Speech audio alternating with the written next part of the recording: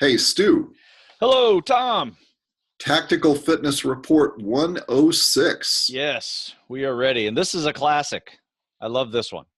It's a new classic. It's a new I just class. came, I It just is. came up with these rules. Yes, it is. It's the new rules for fitness over 40. Yeah, So you have a whole series of new thinking, Stu, that you're bringing to this topic. I Uh, am. You know and this what? is part of a program you built for. It's a 52-week program. You've built four books around, or built. You've actually written four books on the subject. And they're dealing with a tactical fitness athlete who is over 40. Yes. And And you know it's what? a It's really for anybody over 40, that yes, still likes to get after it because, if you have a fairly active lifestyle. But, you know, the way this worked, Tom, if you're familiar with the story, is that I wrote this one first, right? yes, This is basically my workout that I do that is pretty advanced comparatively, um, but it actually starts the process of these new rules that I have to adhere to, even though I'm an advanced, level, you know, athlete, for lack of a better term. I'm in that fitness genre. I still have these four rules to do, but that was the first one. And then when I wrote that one, it was really popular, and I realized I was neglecting this, 40 and over crowd.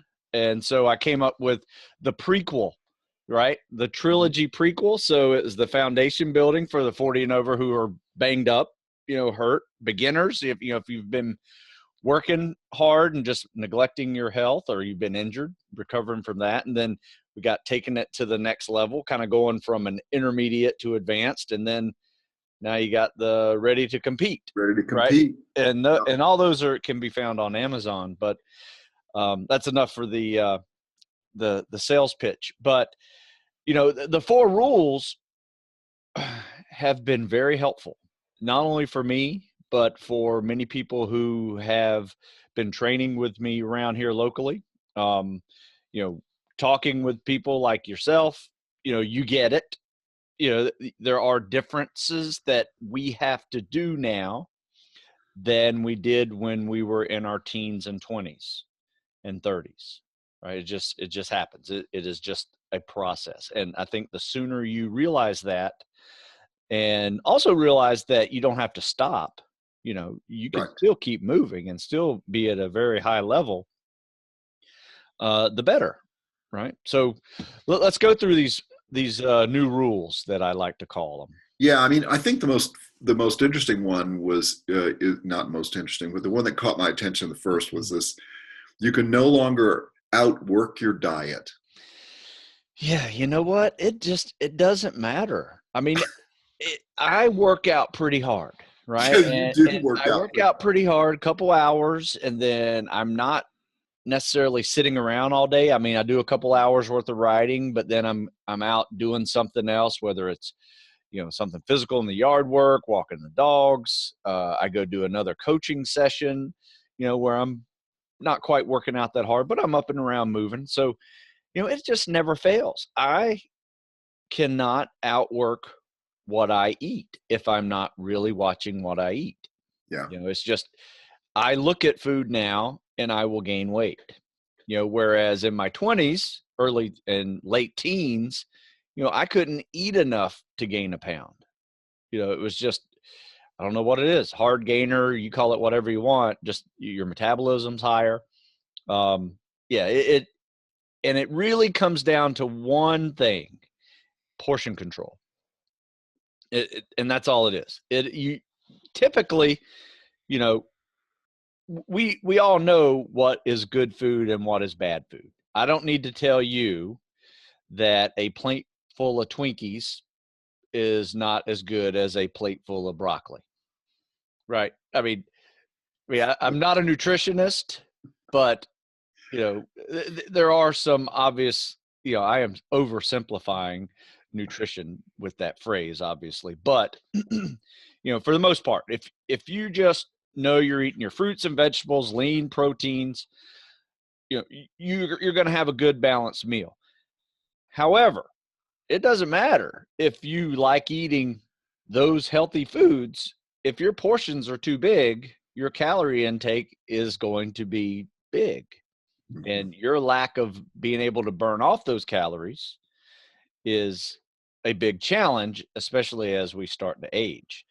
And where most people screw up, and is where I was screwing up for probably 4 or 5 years before I really caught it, believe it or not, was snacking. And it was healthy snacks too. It was nuts. It was peanut butter, right? And I actually gave up Your peanut weakness. butter. I gave up peanut butter. I haven't had peanut butter in like, let me see, probably 4 months now. Oh, And I thought I was going to hear you say 6 hours because it's, oh, and I do love peanut butter, but and it's just one of those things that I would take a spoonful in the morning, after breakfast, spoonful after lunch. I might get another one before the evening, and might even get another one before bed. But if you add that up, that's like 500 calories that I yeah. just put in my mouth that I am unable to burn that day. And I'm wondering why I wasn't gaining weight. I just wasn't losing weight, and I was doing everything right. So it just equalized my calories in and calories out. Sometimes those snacks will do that to you. You might have everything dialed in with your meals to have a 400, 500, caloric deficit at the end of the day, which by the end of the week, you'll probably lose a pound, if you do that. But if you're snacking all these little 100-calorie snacks, next thing you know, you're breaking even, and you're never going to lose weight. So, you have to dial it in. You have to really engage, what you're eating. And all I did was when I figured this out, and this is nothing I created, was I wrote down everything that I was eating. And within about a day and a half, I realized what I was doing wrong. Mhm. Right? I could look at this list of food that I was eating and say, well, I don't need this. I don't need this. I don't need this. If I take that out, that's 600 calories in a day that I am not eating. And I'm not starving myself. I'm just not being a glutton anymore, you know, taking all these snacks. So to replace it with water or replace it with, another fruit or vegetable or something like that, it made all the difference. Yeah, I tell you, I this is something that's really, and it never gets better, right? Because you're in a slightly different age group than mine, right? You're the group right behind mine, and it just gets worse. It doesn't get any better. And as you know, I'm a very active person, and it never gets better. That process of having to watch how much you consume. I think the thing that's helped me recently, Stu, you've had me focus a lot on this in the last few months to help me try to get on the right path to get some of these things done. And it was to make sure that and you hadn't said it exactly this way to me, but it was essentially this, that you said, make sure that what you are eating is good food, Right. because that causes you to snack less and Yes. eat less between meals. And that's really helped me, actually. And what I've detected when I've had something, did it really satisfy my need, or was I hungry an hour and a half later? And I found that I've been able to adjust things so that I'm not feeling like I need to snack in the afternoon or in the late morning, because as you and I are both early morning people. Yeah. Um, I've enjoyed this process too. And, along this journey since I wrote this first one, Tactical Fitness Over 40, when I really kind of discovered what I was doing wrong, um, have dropped about 25 pounds. I mean, that's amazing. And I didn't have a whole lot of weight to lose other than, just lifting bulk. Mhm. What was happening is, and my cycle where, Right. I kind of periodize through the year, but during the winter, I don't run as much and I lift heavy. And those heavy lifts always made me gain weight. When I was in my 20s, I never gained a whole lot of weight. I just got stronger. But in my 30s, I started gaining weight, with those lifts, and I could still burn it off during the spring and summer when I dropped the lifts and started running more.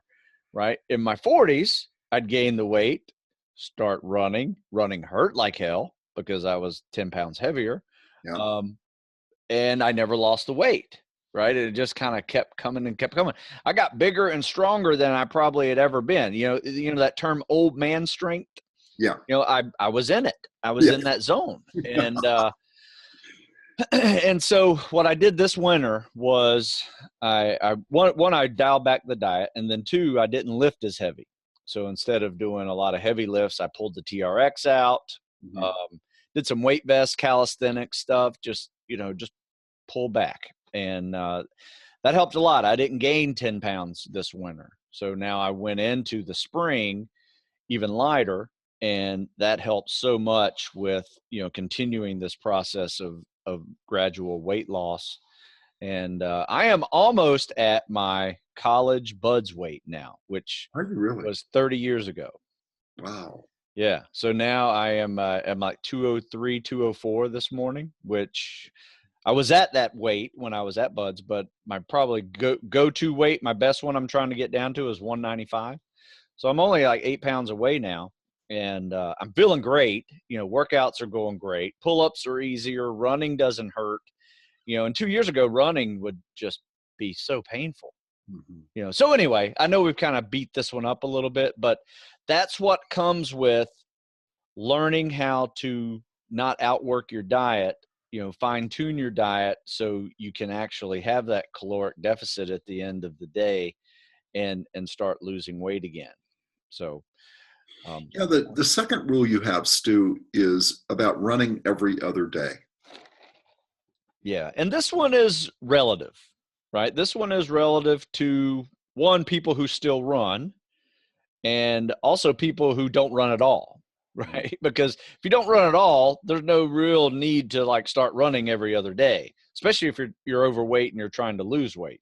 Stay in a non-impact zone until you start feeling a little bit better, and your knees will thank you for that tremendously, right? But if you're in the Yeah. zone of like, okay, I'm still fairly active, I'm 200, 210 pounds, and I'm still running a lot, consider running every other day, and just building in some longevity into that process. And because I still like to run, but I run better if I run every other day, and the days in between are just non-impact options. So it's biking, it's elliptical, it's rowing, it's swimming. You're still doing your cardiovascular activity. You're just moving it over a notch into the non-impact zone versus the impact of running every day. Now, the other one where it's relative is to the lighter guy over 40 who is still an avid runner, runs on masters run clubs, and competes in races and marathons and stuff like that. Those guys are typically a little more built for the impact of running, especially if they're like 150, 160-pound guys or women that are running as part of their um, cardiovascular activity, and lighter, or lighter, especially if you're a lighter woman, that you're probably not going to have the typical impact issues that a 200-pound person will have if they're trying to run every day. So that's like I said, that one is one of those things that I'll give or take on some of those. Like if you're not really running a lot, you don't necessarily have to start just because I said run every other day. And if you're running every day, you don't have to stop just because I say run every other day. It just kind of depends on where you are. If you're starting to feel the aches and pains of running, run every other day, right? If it's really painful and potential surgery type painful, you may want to stop running altogether and just focus more on non-impact activity. So, This is an interesting one, Stu, because for those, and you're obviously a lot of the people that are listening to your and watching your podcasts are they're tactically oriented, so they're used to having the ability to run as yeah. part of their repertoire of activities, right? I mean, when you're in this phase, a lot of people, you need to have the ability to still run. Absolutely. And And you're probably going to get tested for it as part of your job. Yes. twice a year, once a year, whatever your fitness test cycle is. I mean, that's part of your job. You're going to be running 1.5, 2 miles, 3 miles, depending on your branch of service as well. So I think figuring out how to be able to still do that at a competitive level, but not beat yourself up in the process of getting to that level is important. I mean, you and I both ran 6 days a week for a long time. Right? Yes. Yes.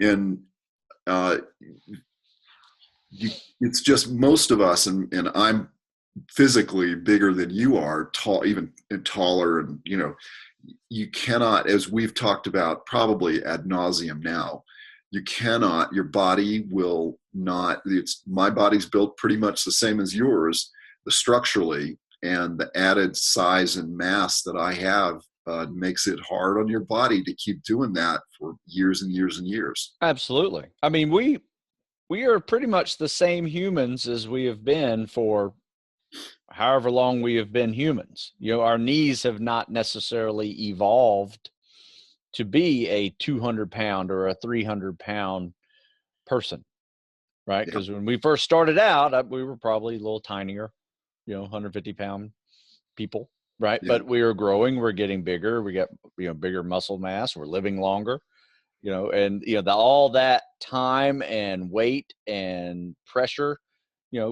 puts, is on our joints. It's the same knee, Yeah. right? So anyway, Well, the absolutely. other thing about Yeah. this too is, Stu, somebody like me or you, we were trained to, the best way to deal with a fight is to run away with it and let your wife deal with it. Uh, so, I think that I still need to be able to have that ability. I don't want to be just stand there and let her. I need to get out. Yeah, you know what? I know that was a joke, but the rabbit survives. Yeah. His self-defense is run away. So I tell people all the time, don't neglect your running because it is a form of Oh man, yeah. self-preservation. Well, I mean, one Depending of the on what you're rules. doing, it doesn't have to be Yeah. running from a confrontation. It can be running from a forest fire, or Yeah. whatever, a volcano. You got it. You got it. And it's the same reason why to this day I'm astounded that people get on public transportation with sandals. I just, to this day, it astounds, because people like you and I are trained for, what do you do when something goes wrong? And if you're on an airplane with shorts and a t-shirt on and sandals or Yeah. flip-flops, and you have to do an emergency exit, you're going to get banged up. You know it. Yeah, you're gonna hurt your feet. Yeah, Yeah. yeah, and your body in general. Yeah. But anyway, that's not part of the over 40 new No. rules, Stu. Yeah. But one is the next one is adding a mobility day. And it was funny because you and I talk about this a lot these days. And we were actually talking about this as the sun was rising in the background here in Phoenix. They're But heavenly. I They know. are absolutely heavenly. And I've been doing them since I was 40. I didn't start writing about them till I was about 45. And I've been writing about them probably now for the last 3 or 4 years. Start off in articles. I started implementing them in books. In fact, these books have a mandatory mobility day in them every week. And some weeks I had a second mobility day, and I did one last week. I was just feeling run down. I had some travel that I had done, a couple of different places, long days of work. And then I came home, I was exhausted, and just did a mobility day at the beginning of the week instead of in the middle of the week. And then another one then later on in the week. And then the following week, I was so much better. I mean, I was able to just hit everything just as hard as I've always been, hanging with 22-year-olds, doing the workouts, felt I was running faster. I mean, everything just clicked for me this week. But it was because, I'm firm believer is I got good night's sleeps and, did those mobility days instead of crushing myself. Yeah, and you mentioned to me this morning that when you did that uh, 2 weeks ago, they were not planned days. They were, you No. do have in your mind, you are going to do mobility day, but you choose it Yes. based on how you feel. So take a moment and describe that one. Yeah, usually by Wednesday or Thursday. I could do a hard workout. However, I know that if I do that hard workout on Wednesday or Thursday, that my Friday and Saturday workouts are going to suffer. So what I can do is I can opt for a mobility day. Let's say I just do it on Thursday, right? So I have good hard workouts Monday, Tuesday, Wednesday, right? On Thursday, I have a mobility day because I know if I did a fourth hard workout, my Friday and Saturday workouts would stink. But by Yeah. doing this easy day, and it's not, it's still an hour and a half worth of activity, but everything I do when I leave there, nothing hurts. Yeah. I am non-impact cardio. I'm stretching. I'm foam rolling. I'm using my car buffer, my Ryobi car buffer to massage some sore muscles and joints. And then I go in the pool. I swim. I tread water. I do, all the dynamic stretches and chest In deep water. water, which is basically like water aerobics. Yeah. You might make fun of people who are doing water aerobics, but I'm telling you, it is awesome, right?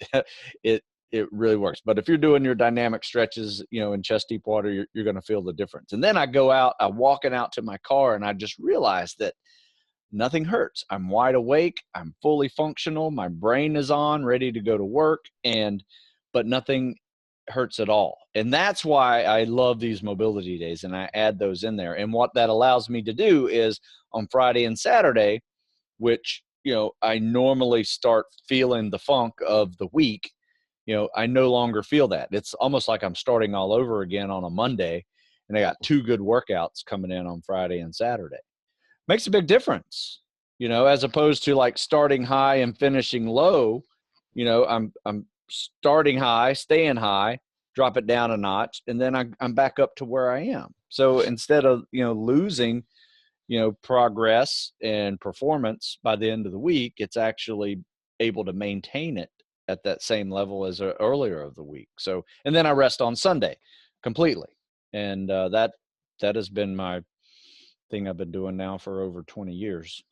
Yeah, I think the probably the important concept there is there's a difference between training and maintaining.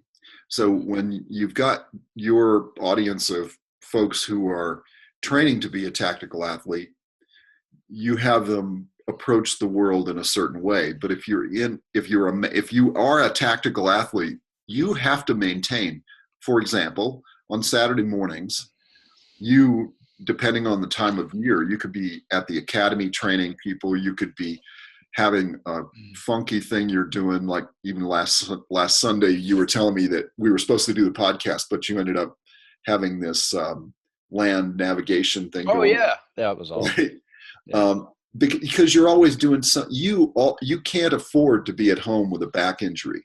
Yes. Yeah, that's a really good point, because if you're training to become a tactical athlete, there is a progression of activity that needs to occur. You need to go from whatever athlete you are now into a better athlete here to handle and endure your future selection program, right? Well, if you're already in that zone, you're already active duty anything, right? Now it is maintaining your fitness to be able to do your job without injury, and do it effectively, because the big thing about, once you get to that phase 3 of tactical fitness, which is the active duty style of tactical fitness, it is, your fitness level can one day be the difference between life or death. Yes. Doesn't necessarily mean life or death for you. It could be your buddy. It could be someone you're trying to save, depending on your job. But yeah, it's that serious. And I think, once you get to that active duty level, it's sometimes easy to get complacent with your fitness, but getting to that level also, you can't be complacent with it, because you're never going to get to that active duty goal that you're shooting for, if you are not making these progressions, and realizing, what motivates you to go train is that serious. Your Yes. fitness is really life or death. This isn't win or lose playing a game like a regular sports athlete. This is tactical athletes live or die. That is where fitness comes in with tactical fitness. And I think the thing that got across to me when you started talking with me about this concept is that in the past we would take a day off or 2 days off. And I think your and correct me if I'm wrong, Stu, but I think your recommendation now is no. Find a way, instead of taking a day or 2 days off, find a way of using mobility Yes. to keep you going. And so what the way I've thought about it is you're giving me permission to do a mobility workout on a day when I feel like I'd be better off doing that than doing the standard workout that you designed for me. Yes. And it becomes a habit too. I've been doing it for 4 years now. When I turned 45 is when I started it. And I have found this. I have found that by Wednesday night, Yeah. right, I'm thinking about, hey, what we're going to do for the workout. And I'm like, oh, yeah, it's mobility day, right? And it completely changes my attitude of like, I better go to sleep right now. It's going to be a hard day tomorrow. I know it's going to be an easy day. So it's almost just everything just kind of relaxes. And I'm like, oh, okay, it's an easy day tomorrow. I'm looking forward to this, and I don't have to necessarily almost get my mind right for the event. You know what I'm talking about? Because there comes a form of psychological challenge that goes into waking up early in the morning and going working out, and you start feeling that night before you go to bed, right? And it's a little bit of a pressure, and it's a little demon inside your head fighting you to say, oh, don't worry about it, stay in bed. It's that inside head, part of your head's telling you to not do it. But that's when your motivation, obviously you're not motivated every day to wake up and go work out, but your discipline gets you through it. And I think that's where mental toughness kind of evolves through. It all comes from motivation and discipline, and then eventually one day you've created all these habits of performance, and that is your form of mental toughness, to a degree. Yeah, and I think, but I don't feel like I have to execute it. I'm looking forward to this easy day, and I just breathe deeply and just relax. And it's also a day where you can do the things you like. As you know, I like TRX, and because it's functional, and so I throw in TRX activities into the day, into a mobility day, Mm-hmm. And it's fun to do that. You like your car buffer and that kind of stuff, but awesome. but you keep yourself going. So it's almost like you give yourself permission to do a mobility day. It's the best thing. I know we kind of beat up on this rule a little bit, but I will say that it's really good. If you want to see a little more details of what Mobility Day is, I've written a couple articles on it. You can Google Mobility Day Stu Smith, on Google. You could also just do this: pick 5 minutes of your favorite non-impact activity, bike, elliptical, row, swim. I've done them all. And then you do 5 minutes of foam rolling or stretching. I tend to add in a third option now with this new carb buffer that I purchased. That's just so much fun. It's just a massage tool. So foam rolling, stretching, massage tool, right? And there's a variety of different things you can do. 5 minutes of that.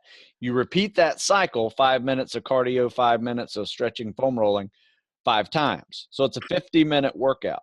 Then you go into a pool if you have a pool, or you're done. You can be done at that 50-minute mark too. Then I go into a pool. I tread water for 10 minutes and a variety of things. I use just my hands, loosen up my shoulders. I use just my legs, loosen up my hips and knees, variety of kicks, variety of arm movements. And then I swim for 10 minutes just to kind of loosen things up. And then I do all my dynamic stretches that I did before the workout in chest deep water. Leg swings, butt kickers, hip openers, bounding, Frankenstein walks, you name it, side to sides.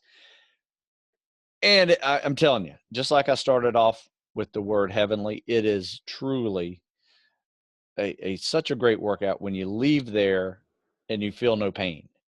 And that is a great goal when you leave a workout, when you're not feeling tired, you're not feeling in pain, you're fully engaged in the day. And it's, like I said, it's something special. I don't mind doing them twice a week now because I just enjoy, and I think maybe that's going to be part of the tactical fitness over 50. You got to Right. do mobility. You got to do mobility day twice a week. Yeah, So, exactly. yeah. Yeah. And the final piece of advice that you give on this is get yourself lighter.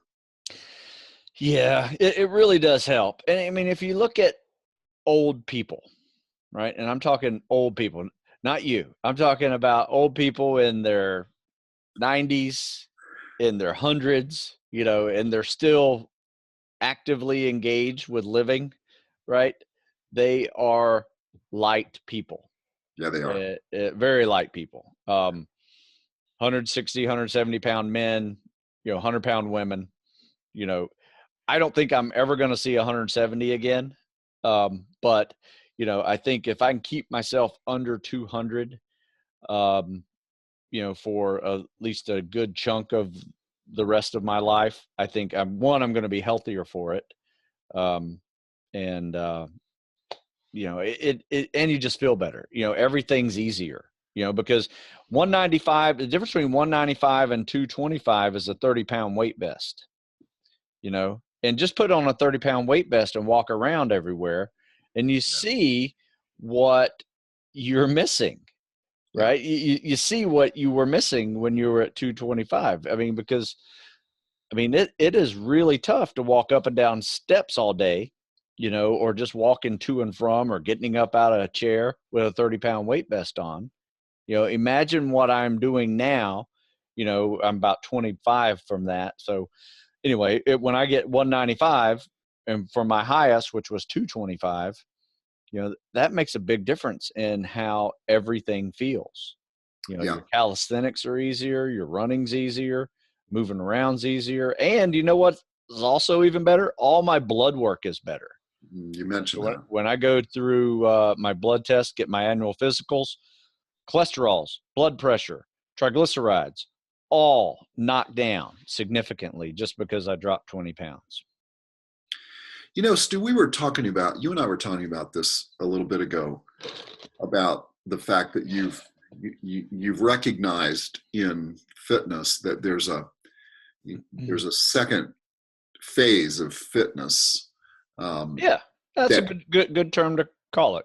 When I talk about tactical fitness, I talk about 3 phases of fitness. So there's like 2, the training, you got to, pass the fitness test. You got to get through the training, which is, the selection and the academies and boot camps. And then there's the active duty fitness. But this is kind of a little bit different, what we're talking about here.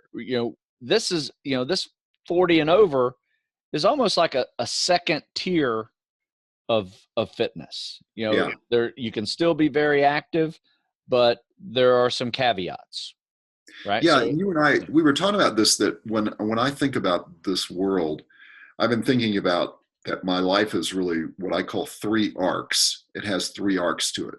The first arc was when I was growing up and into my 30-year-old time. Then there's the 30 to 60, and then there's the 60 to 90, because I think almost all of us, and you're a generation behind me, so you probably lived to be probably 100, as opposed to me into my 90s. My father lived to be into his mid 90s, so I have a pretty good chance of doing that. And so when you sit there and you think about that, the tactical athlete is going to be probably active into that second arc, at least halfway through, if not near the end of that second arc. Yeah. But you have another arc. You have another whole life arc. I know.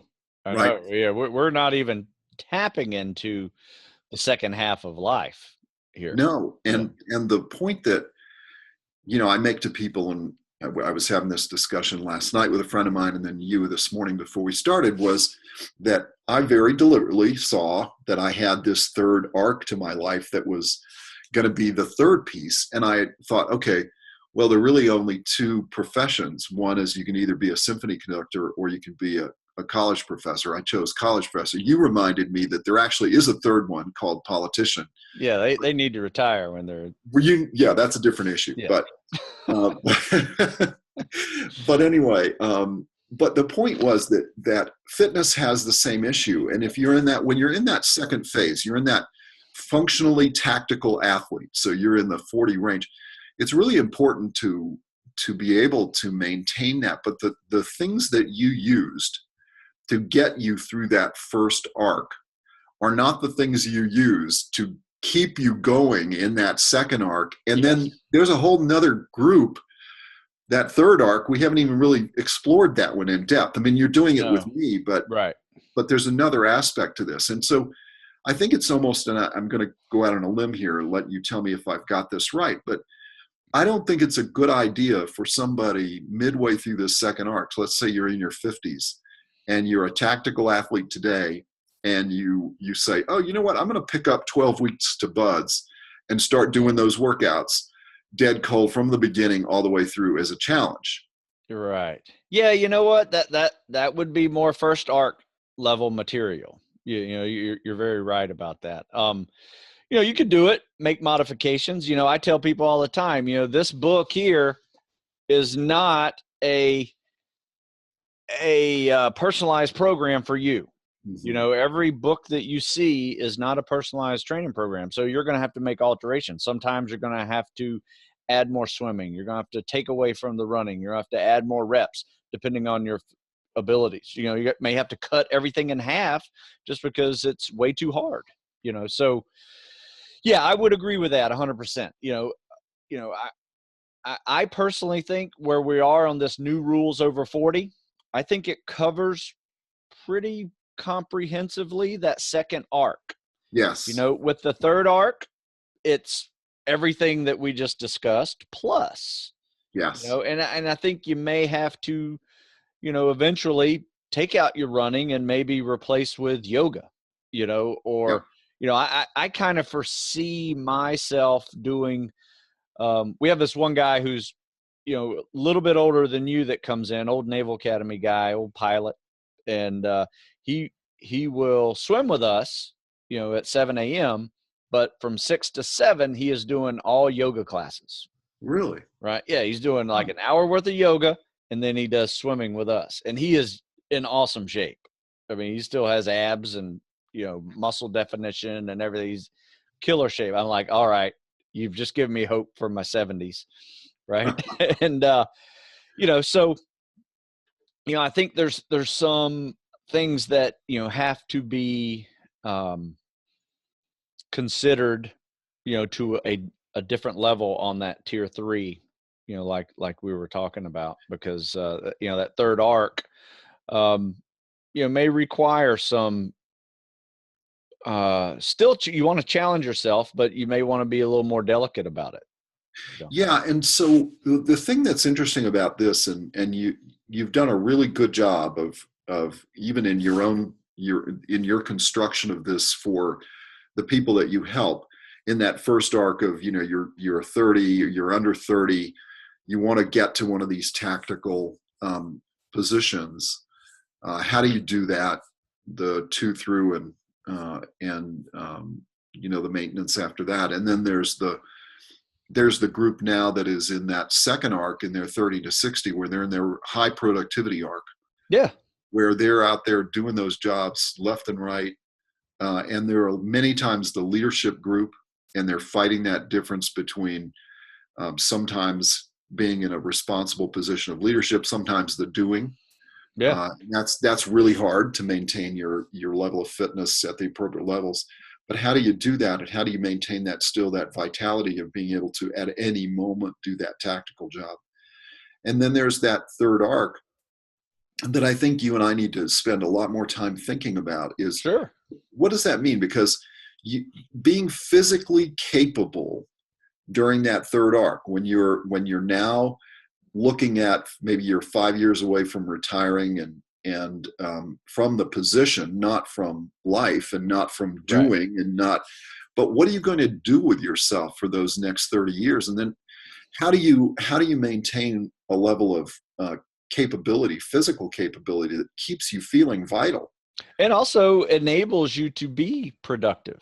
Yes. You may still want to produce an income at Yes. that age. You may not want to actually retire from working. You may come up with a whole different level of, income for yourself that Or requires you you to may get up every have day. to. Yeah. Yeah. Or You may you even may have to. have to. Yeah. And that's the even worse part. Is what if you're stuck there and you now have to continue on, and you have to be able to be maintaining that functional capability. Yeah. Thinking that through. So we've talked a lot about this, Stu. This whole thing of new way of thinking about the tactical fitness world when you're in that 40-year-old age group and over, and how do you maintain your capability during that? And those those rules are really cool. So why don't you go back through them just really quickly? Yeah. First rule is you can't outwork your diet. Portion control, number one, I think is the most important. Two, if you run every day, consider running every other day, right? Just to save your knees. Your knees will get banged up. And now, if you're a competitive runner, obviously, you can listen to that as you wish. Third one is got to help me. Mobility. Mobility day, of course. Yeah, add the mobility day, and those speak for themselves. You just got to try one. Just try it. When you just do it for a workout and entertain me, right? And And let me know. Let me the know how overall you like it. concept too is get yourself lighter. Yeah, and then lose some It'll weight. just help you in all ways. Yeah. And it's and that goes with number one. All right, buddy. Well, we've kind of nailed this one to the floor. Yeah, I think so. Yeah. Beat this one down. 4 rules, but they're important. It's not only the 4 rules over 40, but there may be 6 rules that are going to be for you over 60.